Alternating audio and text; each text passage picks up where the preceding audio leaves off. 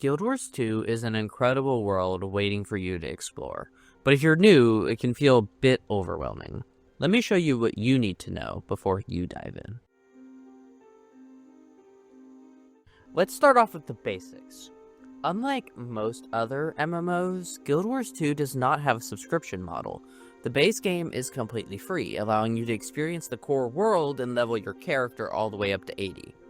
While you can continue playing the game indefinitely, I highly recommend getting the expansions if you want to experience the best that Guild Wars 2 has to offer. The base game story is solid, but the narrative, world building, and gameplay depth truly shine in the expansions.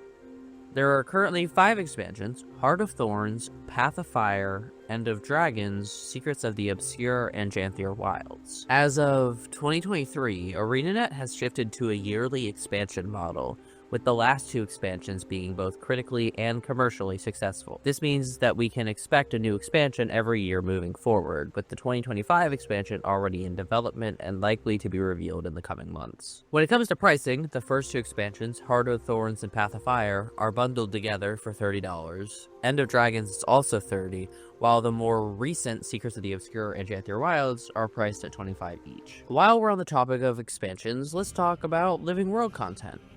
Think of Living World as mini expansions. These were released between major expansions leading up to End of Dragons, providing additional story content, new explorable maps, and some exclusive rewards. Each Living World release is divided into seasons, with each season acting as a bridge between expansions. Some of the most significant moments in Guild Wars 2's history were introduced through these seasons, including the rise of new factions, massive battles that reshape the world, and even permanent changes to certain maps. You could purchase Living World seasons with in-game gems either individually or as a full bundle. They aren't necessary to enjoy the main story, but they add a ton of depth to the world and its lore. If you're into story-heavy content, they're definitely worth considering once you've made your way through the core expansions. And that's it. There are no pay-to-win elements in Guild Wars 2. ArenaNet makes money primarily through expansion sales, Living World purchases, and optional gem store cosmetics. Although I highly recommend picking up the expansions, I don't think you need to rush into them too early. Take your time enjoying the base games, work your way through the leveling experience, and try some of the core game's endgame activities. Maybe even aim for a full map completion before deciding which expansions to get. That way, you'll have a strong foundation before diving into the more advanced content that Guild Wars 2 has to offer. Guild Wars 2's combat is, in 2 words, fast and mobile. Unlike the old-school click-and-wait MMOs, you're not just standing there trading blows, you gotta be active. The second you step into a fight, you'll realize standing still is not an option. Dodging isn't just a mechanic, it's a necessity. You'll be weaving through attacks, rolling out of danger, and constantly repositioning. And trust me, if you're the type to stand still and spam abilities, you're gonna have a bad time. Your weapons aren't just for show. They determine your entire playstyle. Every weapon comes with its own set of skills, so choosing the right ones isn't just about damage numbers, but how you fight. Let's say you're playing a warrior. You rock a greatsword, you're cleaving through enemies with massive swings. Swap to a hammer? Now you're smashing the ground and stunning everything in sight. And here's the best part. You can swap weapons mid-fight. That means if you're about to take a massive hit, a quick swap to something defensive might just save your life. It's all about adapting on the fly. Guild Wars 2 currently has 9 classes called professions. I would prefer not to be roasted in the comments today. And each one plays completely differently. You've got everything from the spell-singing elementalists to sneaky thieves and heavy-hitting revenants. But here's where things get really interesting. Once you hit level 80, you unlock elite specializations. These aren't just little upgrades, they completely change how your current profession works. Every profession has 3 elite specs, meaning there are 27 unique ways to play. Some give you entirely new weapons, others completely change your abilities, and a few alter your core mechanics. If you ever feel like switching things up, you don't need to re-roll, just pick a different spec and boom, new playstyle unlocked. This isn't an MMO where you can just stand there and soak up damage. If you're not dodging, you're dying. Every enemy is telegraphed, meaning you actually see when something big is coming, but you have to react fast. Every fight feels like a dance. Time your dodge right, and you'll take 0 damage. Mess it up? Well, hope you enjoy respawning. And when you combine dodging with weapon swapping, Guild Wars 2's combat becomes one of the most satisfying, fast-paced systems in any MMO. Leveling in MMOs can be a drag. We've all been there, mindlessly running between NPCs, picking up another go kill 10 boars quest, and wondering if we're actually having fun. But Guild Wars 2 breaks the cycle completely. Instead of those boring fetch quests, Guild Wars 2 throws you into a constantly evolving world. Everywhere you go, dynamic events are happening in real time. These aren't scripted, predictable quests. They're spontaneous world events that pop up as you explore. Maybe you're wandering through a quiet valley when suddenly a nearby fort gets attacked, and players rally to defend it. Or maybe you find a caravan that needs an escort, and along the way you get ambushed by some bandits. Events change based on the player's actions, meaning the world isn't just static, it reacts to you. And the best part is that you don't need to accept these events. If you're in the area, you're already part of the action. Even better, exploring in Guild Wars 2 is super fun. You can go around completing jumping puzzles, find new areas, and see some amazing views. Guild Wars 2 is very open at level 80. You can do an expansion story or wait and do raids if you really want to. It's all up to you.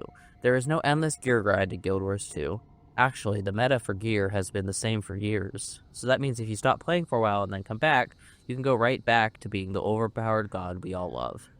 I was debating on making this one its own section, but I've played a lot of MMOs, but nothing comes close to Guild Wars 2's mount system.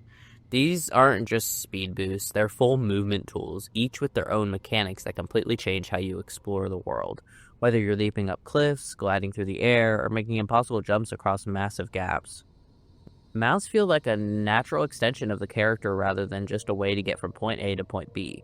Switching between them is seamless, and once you get used to the fluidity of movement, going back to the traditional MMO mounts feels slow and clunky. What really makes them stand out is how much fun they are to use.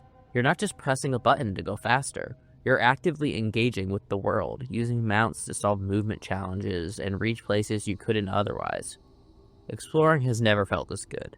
And then there are the mount skins. So many options. From the sleek armor designs to the absolute meme tier cosmetics. And I cannot live without my floof skins. You won't get mounts right away, though. Gliding unlocks in Heart of Thorns, letting you soar over the jungle. But the real game changer comes in Path of Fire when you gain access to the mounts I had previously mentioned. And once you have them, there's no going back. They set a new standard for MMO movement, and I wouldn't be surprised if other games took inspiration from Guild Wars 2's system. Looking at you, wow. Like I said earlier, there is no forced gear grind in Guild Wars 2. Just pick what you enjoy. So let's talk about Guild Wars 2's two main types of content. Fractals are one of the most popular forms of endgame PvE. Think of them as mini dungeons, but with the scaling difficulty. They're designed for 5-player groups and range from simple encounters to brutally challenging fights that require coordination and strategy. The best part is that they scale based on your personal fractal level, so whether you're a beginner or a veteran, you'll always have a challenge that fits your skill level. Fractals also introduce a special mechanic called Agony, which requires specific resistance to survive at higher levels, making it one of the few pieces of progression-based PvE content in the game. But don't worry, it's not a grindy system, and once you have the right gear, you're set. World bosses are the definition of large-scale, open-world PvE. These massive fights happen all over Tyria and are designed to bring together tons of players at once. Some are simple, quick events that anyone can hop into, while others, like Tickwaddle or the Triple Trouble Worm, require coordination and teamwork to take down. Guild Wars 2 also, a little side note, has the best naming in any game I've ever played. Wait until you go fight Old Tom. Wow. The best part is that the rewards are great, and they respawn regularly, meaning you can always jump into a big fight whenever you feel like it. Strike missions are ArenaNet's answer to more accessible, raid-like encounters. These are 10-player boss fights that offer a structured challenge without the full-time commitment of a raid. Some are fairly easy and great for players looking to step into group content for the first time, while others, especially the End of Dragons and Soto strike missions, are brutal and require careful execution to clear. If you want tight focused boss fights without a huge time investment, strikes are the best middle ground. Raids are the pinnacle of PvE difficulty in Guild Wars 2. These 10-player encounters feature some of the hardest fights in the game, requiring precise mechanics, coordination, and teamwork. Unlike other MMOs, raids don't have a gear treadmill. You just need good builds and practice. While ArenaNet has shifted away from adding new raids, they have recently started to add them again, so we're hoping we'll keep getting new ones with each expansion. PvP in Guild Wars 2 is a whole different beast, and even though I'm absolutely terrible at it, I have to admit it's a blast. The game offers 2 major PvP modes, and each one brings its own kind of chaos. World vs. Worlds is Guild Wars 2's massive-scale open-world PvP mode where entire servers battle for control over huge maps. Think hundreds of players fighting over castles, supply lines, and strategic objectives in a never-ending war. You can jump in at any time, whether you're solo in a small roaming group or part of a massive Zerg crashing through enemy lines. Siege weapons, fortifications, and large-scale battles make Worlds vs. Worlds one of the most unique PvP experiences in any MMO. Even better is your level and gear are automatically adjusted, so you can dive in right away even if you're new. Normal PvP is the more structured side of Guild Wars 2's competitive scene. It's all about the tight 5v5 battles where skill and strategy take center stage with no gear advantage. Everyone uses the same stats and builds. It's purely about who plays their class better. Whether you're hopping into unranked matches for fun or pushing through the competitive ranked ladder, the fights are fast, intense, and incredibly rewarding when you pull off a clutch victory. There are even automated tournaments for those who want to test their skills against the players in the game. There's a lot of other things you can do past level 80 as well, like the recently introduced homesteads, the expansion story, fashion. There's so much. Your options are endless. In Guild Wars 2, the game completely does away with the traditional tank healer DPS system that you might find in other MMOs, giving players a lot of freedom in how they build their characters. This approach allows you to design your playstyle based on what works best for you without being forced into rigid roles. Of course, some builds will naturally lean more toward damage, support, or control. But the beauty of Guild Wars 2 is that you're not locked into those roles. This means a support-oriented character can still dish out damage when needed, and a damage dealer can offer support in tough situations. The fluidity encourages collaboration, where every player works together in battle rather than being restricted by predetermined rules. And with no kill stealing or loot disputes, everyone gets their own loot, everyone contributes and is rewarded for their efforts. You'll find yourself working alongside strangers, joining up for dynamic events or world bosses, and feeling like you're part of a true team effort. When it comes to crafting, Guild Wars 2 strikes a nice balance. Crafting isn't essential to your character's progression, but it is an incredibly useful system for players who can enjoy diving into it. You can craft weapons, armor, and even consumables for personal use, or you can focus on selling your creations to other players. While some players find joy in crafting as a way to gather resources, level up professions, and make some gold, it's not something you're required to do to enjoy the game. Guild Wars 2 takes a more laid-back approach to crafting. There's no overwhelming grind, and it's not the primary method for gaming power. Whether you're into it for the profit or simply to customize your gear, crafting can add a fun extra layer to the game that doesn't take away from the adventure, making it easy to jump in and out without feeling like you're missing out on something vital. One of the standout features of Guild Wars 2 is its community. You'll quickly notice how much friendlier and more welcoming the Guild Wars 2 community is compared to other online games.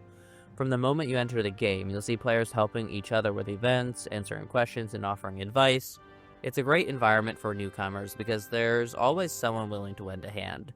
The game's emphasis on cooperation over competition means you're more likely to see players teaming up to take on world bosses or complete group events rather than racing to outdo one another. This positive and honestly really inclusive atmosphere fosters a more relaxed and enjoyable gaming experience, which stands in stark contrast to the often toxic nature of other online games. Whether you're a veteran player or just starting out, you'll find a warm, supportive community ready to embrace you. And that's it! Thank you so much for watching this video, everyone. If you enjoy, make sure to hit the like button and subscribe. Also, I should mention, you now have channel memberships live. Feel free to check it out, starting as low as $1 a month. Thank you so much for supporting what I do. I'll see you next time.